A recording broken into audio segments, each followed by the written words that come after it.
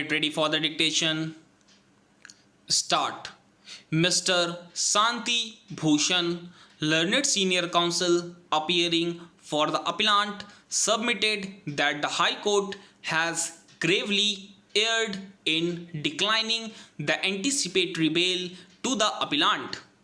He submitted that Section 438 CRPC was incorporated because sometime influential people try to implicate their rivals in false cases for the purpose of disgracing them or for other purposes by getting them detained in jail for some days. He pointed out that in recent times, with the accentuation of political rivalry, this tendency is showing signs of steady increase.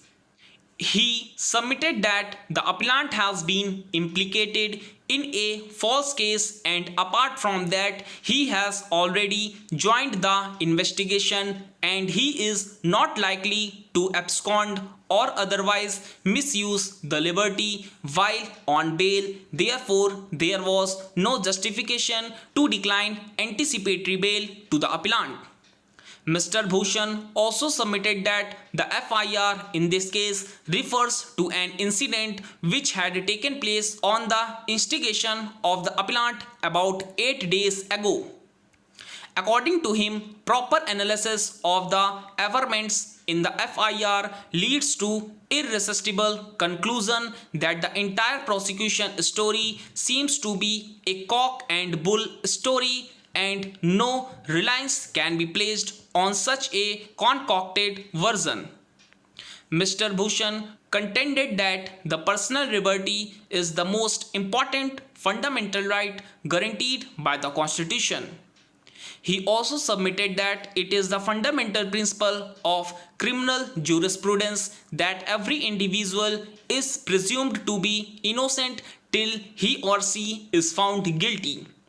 He further submitted that on proper analysis of Section 438 CRPC, the legislative wisdom becomes quite evident that the legislature wanted to preserve and protect personal liberty and give impetus to the age-old principle that every person is presumed to be innocent till he is found guilty by the court. Mr. Bhushan also submitted that an order of anticipatory bail does not in any way directly or indirectly take away from the police their power and right to fully investigate into charges made against the appellant. He further submitted that when the case is under investigation, the usual anxiety of the investigating agency is to ensure that the alleged accused should fully cooperate with them and should be available as and when they require him. In the instant case, when the appellant has already joined the investigation and is fully cooperating with the investigating agency, then it is difficult to comprehend why the respondent is insistent for custodial interrogation of the appellant.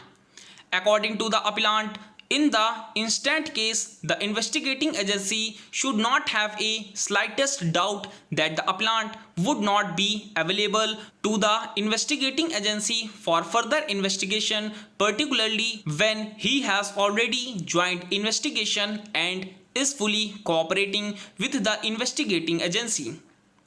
Mr. Bhushan also submitted that according to the General Process Acts 1897, the court which grants the bail also has the power to cancel it, and the grant of bail is an interim order.